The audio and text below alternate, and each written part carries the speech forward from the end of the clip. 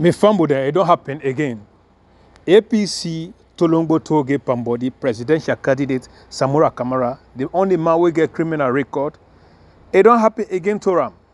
This man grab a run a go UK just to get relevancies. But I forget to know say a criminal record, you know they hide. Now I go pay money for let BBC interview. Where BBC they for interview, BBC begin get some choke question then like why you they run? Why you know say you get criminal record? Why you get no say you get criminal case? You dey still run. Why you not go take the back seat? SAMURA KAMARA say you know they do am. All SAMURA say you know they do am. Is say they make sure they run. They begin asking about but good things then way important about Salone. When I listen to SAMURA KAMARA, they can talk how BBC molest am. You know, if me and be SAMURA KAMARA, if I don't put hand, because you know definitely say this game here a big passer. You know definitely say you know for win this game here. Even though he come out na Salone, he go na UK to go get relevancy. Well, now the disgrace na him come to run. Now the BBC interview. When I listen from there, this is not TGI name. It's 17:32 GMT. This is Focus on Africa on the BBC World Service. We turn our gaze in this segment first on Sierra Leone, where general elections are coming up in June, the 24th to be exact. President Julius Maada Bio is determined to win a second 5-year term, but the man he defeated in 2018, Dr. SAMURA KAMARA, has expressed a determination to wrest the presidential crown from him. But Dr. KAMARA has a possible hurdle with a court case in which he has been accused of corruption. He says this is a ploy to frustrate his presidential aspiration. Well, it so happens that the two men have been in London these past few days. Dr. SAMURA KAMARA came to our studios and Esau Williams asked why he was in London. Originally, I'm supposed to be here on a Marlborough House dialogue between myself and His Excellency the President of Sierra Leone. And then after that, pay a courtesy call on the Secretary General of the Commonwealth Secretariat, and then see Australian diasporas in the UK. So why are you meeting the president here? Why couldn't you meet him in Freetown? It's an initiative that was developed by the Commonwealth Secretariat, where leaders of the opposition sometimes are given an opportunity to just have a dialogue involving developments with the head of state. So you're running again for re-election, having been unsuccessful in 2018. What has changed now? Nothing has changed, except that I'll run again, as you rightly stated. So if nothing has changed, the results will be the same then? No, nothing has changed. My desire for the presidency has not changed. And that's why I'm running again. And thankfully, my party has elected me their presidential candidate for the 2023 elections. Let me ask you, a bit of a rude question, really, about opposition politicians more generally in Africa. Why is it that when you lose an election, you still stay on as opposition leader, having failed to deliver victory for your party? Well, it's a judgment to be made by the party. If the party has, you can say no. If the party has confidence in you, you can say that no. You will deliver the goods. Yes, you have a choice to say yes or no. But the party has to have confidence in you. That certainly, yes, you might have failed in one instance. It's possible, very likely, that you will succeed in the next. Almost invariably, Maada Bio tried twice before he won. But people also say, Mr. KAMARA, that as you are in opposition, so you become in government. That if you cling on to office in opposition, little wonder that when you get into power, you don't relinquish it easily. That'll be a different kettle of fish. I, SAMURA KAMARA. And that's why my campaign and my urge to be president of the Republic of Australia is to look back over 40 years of my public service in Sierra Leone, holding high positions in the government, 3 governments. I grew up in the central bank as an economist, up to deputy director of research. And then I went to the Commonwealth Secretariat here and worked for them. I was called to Freetown as the financial secretary, and then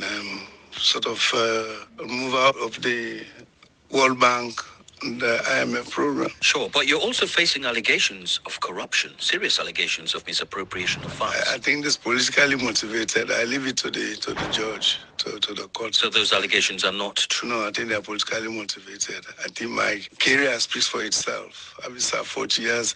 I've never had any charge. But there's a trial ongoing. Corruption.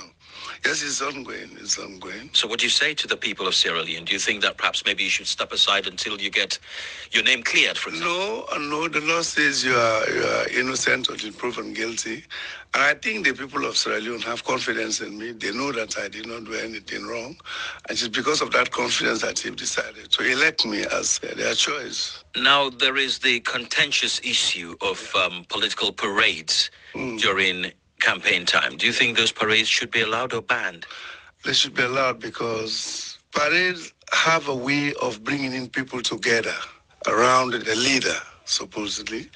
And of course, what you want to prevent is the unintended consequences of violence whenever there are parades.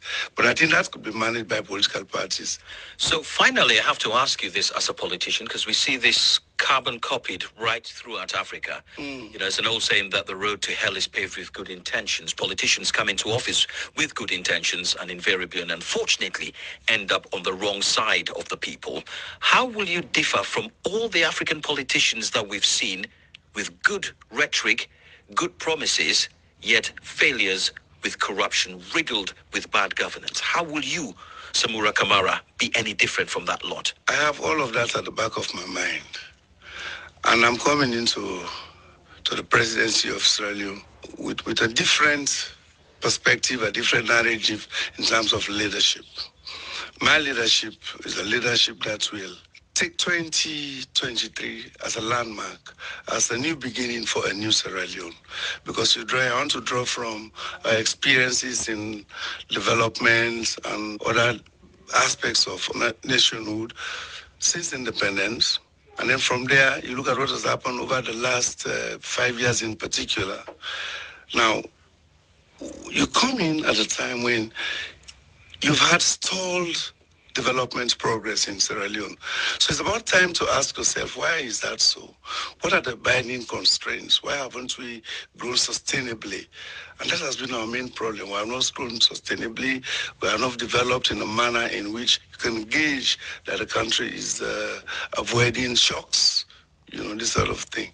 And more particularly over the last 5 years, it's a new trajectory where you have a quasi, if I can describe it that way, a quasi-military type of regime, a civilian court in a military leader, where you have more or less something like a police state, as I can put it. And I hear those things, but I've surprisingly haven't heard you talk about what measures you would implement, for example, to stamp out corruption. For example, let me ask you straight up. Yes, we know. Will you, for example, allow yourself and your ministers to have an asset declaration device put in place where you'd show everything, bank statements, how much you're worth, what houses you own, what cars you own, how much money you have in your bank account before you come into office, and so people can compare that to when you leave? Because that is one good way of helping stop and stamp out corruption. Let me at the outset say that, yes, I will subject myself. And your ministers. To that, and my ministers, all administrators. But over the years, I've subjected myself to asset declaration whilst I was in public office. But my view about corruption goes beyond asset declaration. First and foremost, you have to have strong political will to be punished as a leader if you are found to be corrupt, or your ministers to be punished if they are found to be corrupt. You must have a strong political will to appoint people of good reputation to man the anti-corruption commission, for instance. You must also agree that anti-corruption commission must not be politicized to answer to your beck and call as a leader. I think if we do that, starting from the leader, I think you will be setting the right pathways. And that was Dr. SAMURA Matthew Wilson KAMARA, the main opposition presidential candidate in Sierra Leone. And we hope we'll secure an interview with President Julius Maada Bio as well.